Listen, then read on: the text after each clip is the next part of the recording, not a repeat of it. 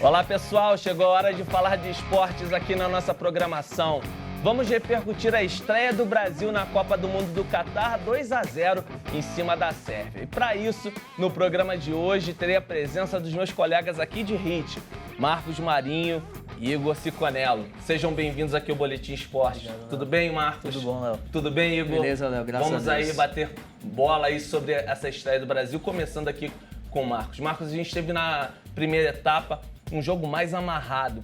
Como é que você analisa esse primeiro tempo da estreia do Brasil e o que foi o ponto determinante para que o Brasil chegasse a esse resultado de 2-0?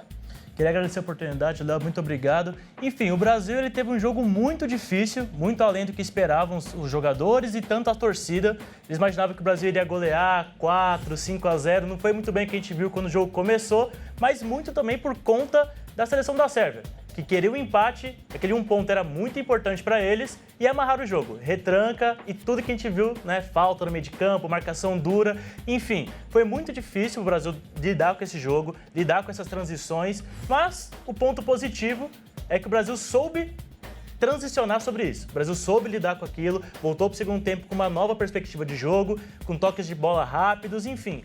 Para mim, a estreia do Brasil foi muito boa, convincente, e eu acho que empolgou, hein, Léo? Legal, importante realmente sair na frente com 3 pontos num grupo que não é tão fácil assim. Muitos dizem que o grupo do Brasil é fácil, mas 2 seleções europeias que vieram bem nas eliminatórias e Camarões, que é sempre um incógnito, um time africano, sempre complicado. Igor, queria que você também falasse um pouquinho sobre essa mudança do primeiro para o segundo tempo. Qual foi o ponto de virada que determinou aí essa largada, boa largada do Brasil na Copa? Beleza, Léo? Primeiramente, gostaria de cumprimentar você, o Marcos, que nos assiste também de casa. Então, Léo, o Marcos ele pontuou muito bem o que foi esse primeiro tempo. Muitas pessoas imaginavam que seria um jogo mais fácil, um jogo mais tranquilo para o Brasil, mas a seleção da Sérvia é uma seleção muito forte, principalmente na parte defensiva. Diversos jogadores do futebol italiano, que é o futebol mais de pegada. E eu acho que a principal dificuldade do Brasil no primeiro tempo realmente foi essa retranca. E a mudança para o segundo tempo não foi nenhuma mudança tática, nenhuma mudança mais técnica. Foi uma mudança assim no psicológico. No intervalo, o Tite deve ter conversado com os principais jogadores, deve ter falado, os primeiros 45 minutos já foram, é a estreia de Copa do Mundo, vocês têm capacidade de mudar esse jogo. E no segundo tempo a gente viu que a seleção brasileira teve muito mais volume de jogo, também pelo cansaço que a seleção da Sérvia demonstrou. A gente viu que a zaga não corria mais do jeito que correu no primeiro tempo, não tinha mais as mesmas jogadas duras e eles começaram também a tentar propor mais o jogo. E ao tentar propor mais o jogo, cederam espaço para a seleção brasileira. E foi isso que, na minha opinião, aconteceu no segundo tempo. O cansaço da Sérvia junto com o psicológico brasileiro. Que a gente viu que no primeiro tempo, principalmente, o Rafinha pela ponta tentava muitas jogadas, às vezes com a cabeça baixa, às vezes ele não olhava para cruzar a bola, às vezes batia um desespero, chutes de fora da área, cruzamentos, e nada funcionava. Então, o técnico Tite deve ter pegado no psicológico da seleção e para esse segundo tempo deve ter motivado e foi aí que caminhou a vitória brasileira por 2-0. Teve um outro ponto determinante também nessa mudança de postura, que eu acho que foi a participação, até em posição física mesmo, do próprio Richarlison. Foi o destaque da partida, não só pelos gols, mas ele fez boas tramas ali com o Vinícius Júnior. Pouco se falou do Vinícius Júnior na partida, na minha opinião, deveria ter saído até o Rafinha e não o Vinícius Júnior no segundo tempo, mas enfim, foi a opção do Tite.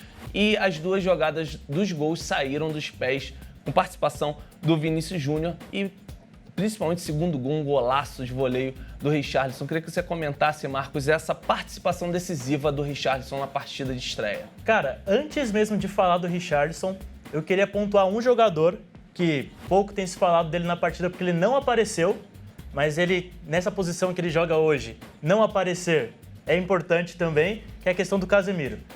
O segundo gol do Brasil, do Richarlison, golaço, a pintura que ficou marcada, que todo mundo adorou o gol, só começou por uma linda roubada de bola do Casemiro e na abertura, entendeu? Então eu acho que assim, o Richarlison hoje, ele é o camisa 9 que o Brasil precisa. Um cara que entendeu o que é vestir a camisa do Brasil, ele entendeu o que é ser camisa 9 e a garra que ele tem. Não é desmerecendo os outros, o Pedro é um ótimo atacante, que faria o papel quase que igual. Mas parece que o Richarlison ele entendeu muito a função dele, entendeu o peso que ele carrega de camisa 9, relembrando Romário, Ronaldo, pessoas que nós vimos mais recentes, né? E ele entendeu muito bem o que é isso, e hoje em dia ele entrega uma questão tática, que eu pensei, no sentido de que, tipo, hoje, os próximos jogos do Brasil, daqui até as outras fases, se assim quer que seja...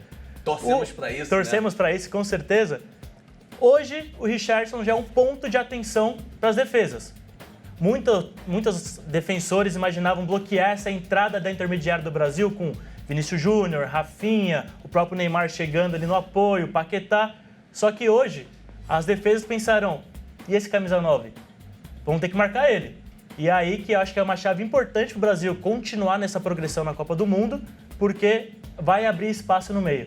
Com a marcação recuando para dentro da área, para marcar o Richarlison, abre espaço na intermediária de fora da área para arriscar chutes, que eu acho que a partir daí o Richarlison tem um novo ponto de importância, que é puxar a marcação para ele.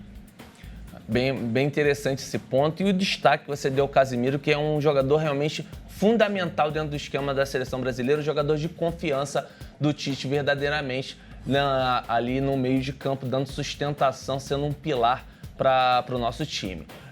Igor, a gente teve essa vitória que foi excelente, uma excelente arrancada aí para o Hexa, mas ganhamos 2 motivos de preocupação, e o maior deles é o Neymar, né? Neymar e Danilo, a ausência confirmada até a terceira partida da fase de classificação. Caso o Brasil se classifique para as oitavas, e assim esperamos, eles devem voltar nas oitavas de final, Neymar e Danilo. Na sua opinião, como o Tite deve armar taticamente a seleção na ausência do Danilo e do Neymar?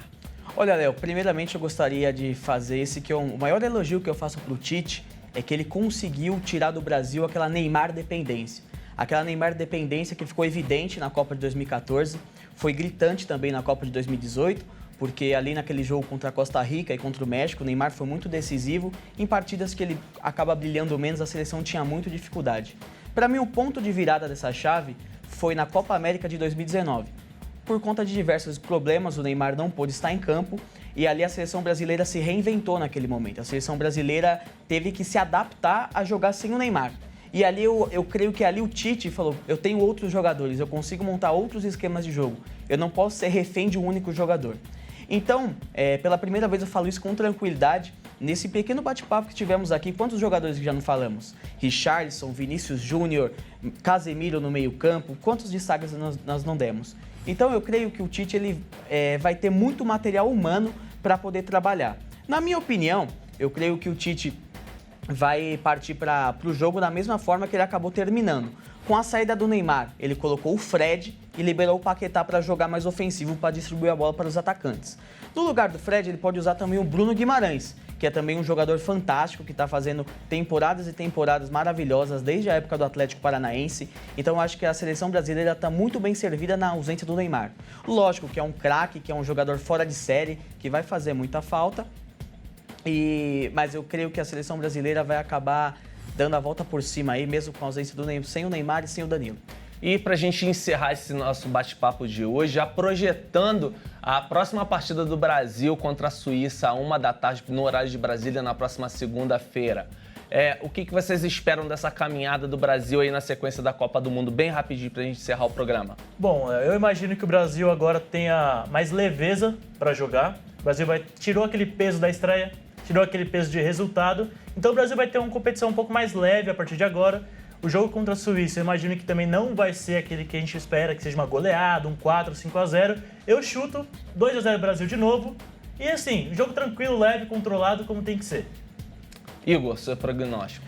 Eu concordo plenamente com o Marcos. Eu acho que o jogo contra a Sérvia serviu para tirar aquele peso da seleção brasileira e aliviar o coração dos torcedores e também dos próprios jogadores. Então, contra a Suíça vai ser um jogo duro, vai ser um jogo difícil. Tem o Embolo, tem o Xhaka, tem o Shaqiri no time da Suíça. Então, eu creio que a seleção brasileira tem que tomar muito cuidado com esses jogadores. Eu também arrisco um palpite de 2-0, 2-1 ali para o Brasil. E eu creio que a seleção brasileira, passando pela Suíça, terá facilidade contra o Camarões. E aí, nas oitavas de final, Uruguai, Portugal ou Coreia do Sul serão adversários totalmente complicados para a seleção brasileira. Mas vamos torcer para que a caminhada do Hexa siga arrumando aí. É isso aí, e a gente segue aqui na tela da Hit, repercutindo, analisando a trajetória brasileira lá no Catar, se Deus quiser, com mais uma taça e rumo ao Hexa. A gente volta na próxima semana falando aqui de esporte, falando de Copa do Mundo aqui na nossa programação. Um grande abraço para vocês e tenham um excelente fim de semana.